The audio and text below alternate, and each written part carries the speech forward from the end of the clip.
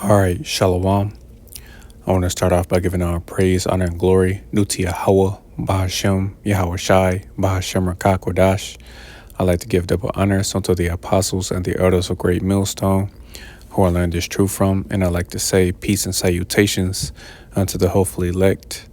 And this is the brother Yahweh from the GMS Detroit camp. And today I just pretty much want to go into a lesson, about the individual you see on the screen, man. And he goes by the name of Charles Watson. And this man is responsible for the design of the RFID microchip. So I'm just going to go into, who this man is, his designs, and, I'll bring out a couple of scriptures. Lord willing, this lesson is edifying and straight to the point. So just to go into this man's background, I'm going to go to Wikipedia, and it says Charles Alfred Dawkins Walton, born December 11th, 1921, died November 6, 2011, said is best known as the first patent holder for the RFID radio frequency identification device. Many individuals contributed to the invention of the RFID, but Walton was awarded 10 patents in all for various RFID-related devices, including his key 1973 design for a portable radio frequency emitting identifier. This patent was awarded in 1983 and was the first to bear the acronym RFID. Charles Walton grew up in Maryland and New York State and graduated from George School, a Quaker school, in 1939. He graduated from Cornell University in 1943 with a degree in electrical engineering and received a Master's of Science in Electrical Engineering from Stevens Institute of Technology in 1950. It says Walton was born in Spondon, England, and became a United States citizen in 1944 while serving in the United States Army Signal Corps. It says after service in the Army Signal Corps, Charles Walton worked at IBM's Research and Development Laboratories until 1970. He founded the company Proximity Devices, Inc. in Sunnyvale, California in 1970 to manufacture devices based on his patents. So just pretty much going to go into, some of the notes. I'm going to go to contributions. And I'm not going to read this whole article because it pretty much, goes into some of the things I read. So I'm just going to start here. And it says, in 1970, Walton left IBM and started his own company, Proximity Devices, in Sunnyvale, California. This enterprise would become one of the first portable RFID products companies with devices made based on Walton's patents. Other RFID products existed before Walton's did, including systems used for sorting mail and luggage. Some breakthrough RFID devices, such as the RFID tags created in 1969 by Mario W. Cardullo and Bill Parks of the Communications Satellite Corporation, were also part of the industry's steady development. Walton's 1973 design for a portable radio frequency emitting identifier, however, has been referenced and modified by many over the last 3 decades, as have many other of his other RFID-related designs. The first of Walton's RFID-related creations, a portable radio frequency emitting identifier, uses an electrical current from a radio transceiver or reader to activate a key card when the two are within 6 inches of each other. This invention served as the basis for his first successful product, a type of sensor-based electronic door key. Walton developed the product with the Slade Lock Company. The system went into production in the late 1970s, and Walton licensed the technology to other companies as well. Many of today's popular key card sensor lock systems are based on his original design. Walton's other RFIDs are Walton's other RFID devices include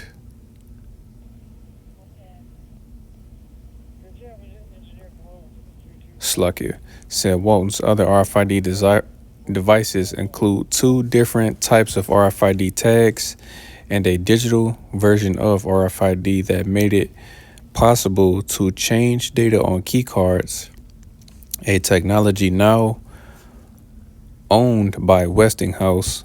He also developed a system for handling automated toll collection. He sold other technologies to companies such as Checkpoint and the Hughes Identification Company. Most recently, in 2004, he patented a proximity card and incorporated PIN code protection through Though in the 1970s and 1980s, the barcode was the preferred solution for identifying products in stores and warehouses, mostly because it was much less expensive than an RFID card or tag was then. Today, RFID is slowly beginning to replace this method, with large organizations such as Walmart pushing the technology forward at a rapid pace. Walton's original patents, however, have since expired, and many more RFID device companies have appeared on the playing field. So that was back in, May of 2005, man. So we're just going to go down to, the device itself. U.S. patent 4384288A. It's going to go down.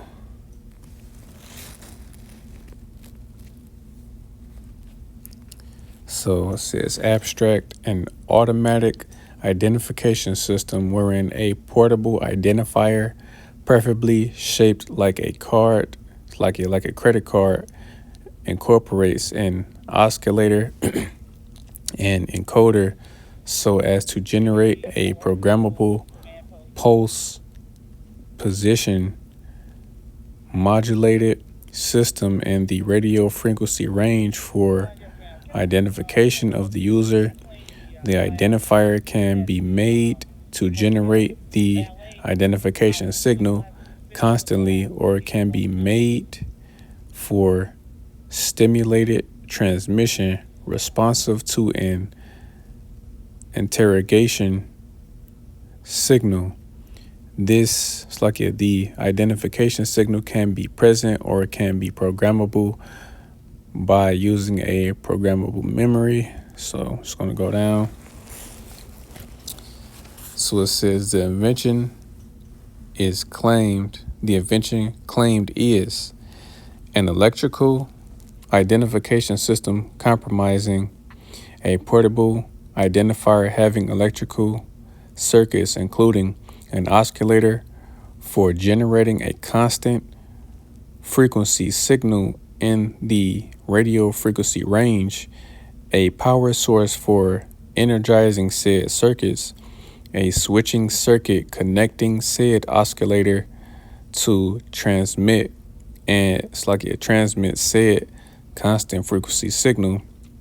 First circuit means for dividing said constant frequency signal down to a lower data cell rate to generate a lower data cell rate signal. Means to store a predetermined code representing the identification of said identifier. Said code consists of a first series of bits, each of which have the value of 1 or 0. Second circuit means for dividing said data cells of said lower rate into equal halves called beginning and ending halves. Says means to transmit predetermined code to said switching circuit, means causing said switching circuit to conduct the beginning data cell half if a code bit is one value to, it's like an and to not conduct if the other value, and means to cause said switching circuit to conduct during the ending data cell half if the code is the other value, and not to conduct if, all right, this is kind of going into something else. So I'm going to go down because it was something else I seen.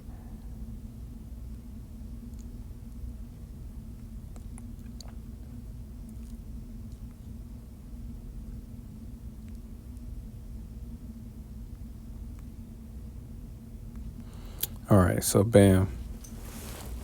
Says the background of the invention. It said it is becoming increasingly necessary to quickly and accurately identify people or objects located at a terminal remote to a central processing station.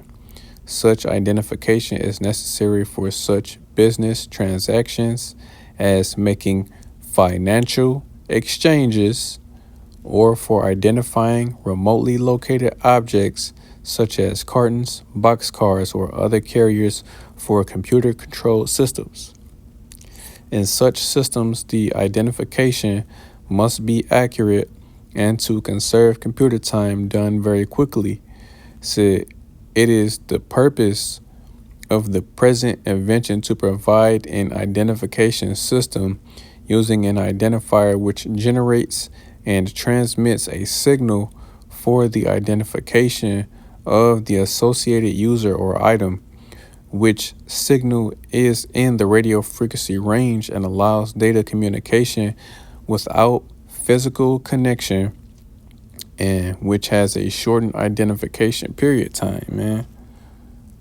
You know, and it's pretty much telling you, man. And if this is talking about his original design, you know, the key card, how much more, you know, the chip itself, man, you know. And this was just something that I found interesting because I thought about it yesterday, man. Like, this man is behind the invention of the RFID microchip. So that's what I typed in yesterday, man. Said, who invented the RFID microchip? And that led me to Charles Walton. And I think, you know, there was a video, you know, where he pretty much said that he created the mark of the beast.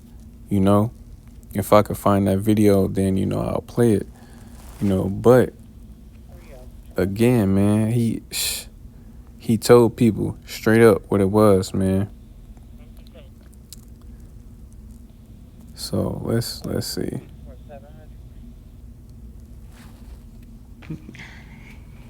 In this video, you will hear a first-hand testimony of Pastor and Dr. Carl Sanders, an electronic engineer, inventor, and author who led a team of researchers in the development of the RFID chip.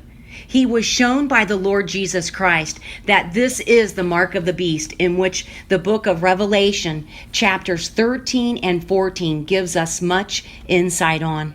Seho Song has taken a sermon in which Pastor Sanders used an interpreter and cut out all of the translator's words for those of you who are English speaking. The original video link is located in the description box for those of you who want to hear the entire video. Let Pastor Sanders' own words about the time. All right, I'm not sure if that was the original video, but if it was, I'll try to find it and then leave the link in the description. But you could see, you know, that man that I showed you was behind and is behind not only the design for the RFID microchip, man, but he is indeed the father of it, man. He created this Just like Julius Oppenheimer is known as the father of the atomic bomb, well, Charles Watson is known as the father of the RFID microchip, man.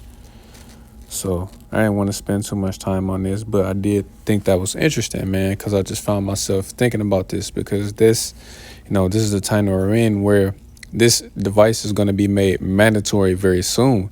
And we clearly see, the build up to, this device, because a lot of things, that, I myself and, people all over America, really all over the world, but just focusing on America, they're pretty much conditioning people to only pay for things electronically, They're phasing out, cash, slowly. They're slowly, phasing it out, but they're getting people ready for this device. And again, the mark of the beast is indeed the RFID microchip, man. Just say it straight up. They take this video down, whatever, but that's what it is. It's not sin in all its forms. The mark of the beast isn't, sleeping with white women. It's not, it's not anything other than that device, man. That's what it is. And in this video, I showed you the man that pretty much is behind the original design for, radio frequency identification technology, man.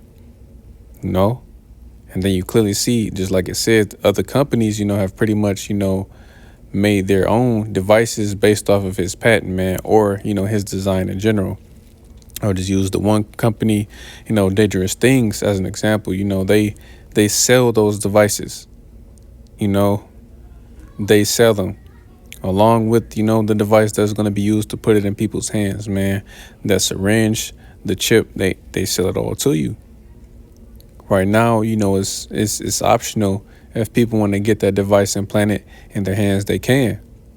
But it's going to be made mandatory. This is why this man is purposely making it harder for people to live. This is why, the price of everything is going up, man. The price of food is going up. Gas is going up. The cost of living, he's making everything expensive on purpose, pretty much to starve, the people of America, aka Babylon the Great, into submission, so he can offer them, his device. He's creating a problem to get the reaction of the people and to offer his solution, which is ultimately, the RFID microchip. So, I'm not going to do too much talking, man. So this is the book of Revelation, chapter 13 and verse 16. And it says, and he causeth all, both small and great, rich and poor, free and bond, to receive a mark in their right hand or in their foreheads, and that no man might buy or sell save he that hath the mark or the name of the beast or the number of his name. Here is wisdom. Let him that hath understanding count the names, like it count the number of the beast, for it is the number of a man, and his number is 666. And yeah, man, that individual that I showed you, Charles Walton, is behind the design for the RFID microchip. And then if I'm not mistaken, he, if it wasn't that video, it was a clip, if I could find it, he admitted that he designed the RFID microchip and also admitted that it was indeed the mark of the beast, man. So you Israelites out there, man, and I mean, you Negroes, Latinos, and Native Americans, those of our people, that are out there messing around, they're telling you what this thing is, and if you get it, you're going to be judged very harshly, man, because it clearly told you it's emitting a frequency, man. It's emitting a frequency. So just understand that if you get that device, you're ultimately, you're going to get sick. So this is the book of Revelation, chapter 16 and verse 2. And it says, and the first went and poured out his vial upon the earth, and there fell a noisome and grievous sore upon the men which had the mark of the beast, and upon them which worshipped his image. And that grievous sore is ultimately going into cancer, because again, this device is going to be implanted in the people's hands and foreheads, man. This is why, Elon Musk is developing, the Neuralink to go in people's heads, man. And there's numerous, companies that are selling, the ones to go in your hands, But that's the time that we're coming into, that this thing is going to be pushed heavily, and that this man is behind it, and he even admitted it, and he is an Edomite, and he is telling you what the mark of the beast is, man. But this is really only for the elect to get. Only the elect are going to understand and get it, and be preserved from this thing, man. While the 2/3 of our people, they're going to get it and ultimately be destroyed, man. So I'm going to end it on this. It's the book of Revelation, chapter 3 and verse 10.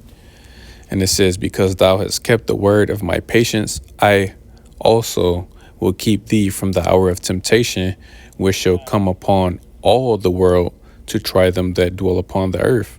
And yeah, man, all of the world is going to be tried, man. Primarily here in America, but the whole world is going to be faced, with that decision. That's the hour of temptation, man. Everyone is going to be faced with that choice to either take the RFID chip. It's like to take the RFID chip, which is the mark of the beast, or be put to death, because that's what Esau Edom is going to want to do, And do you have certain of the elect that will be beheaded, pursuant to Revelation 20 and 4, certain of the elect will be beheaded, but that's their testimony, that's their lot, man. But all of the elect, won't die, they won't be killed. But those elect members that are beheaded, they're going to be risen up first once our Lord Yahweh Shai returns, with the angels, man, But that's pretty much it. I just wanted to go and, pretty much go into, who, this man was, and pretty much the purpose that he served, on this earth.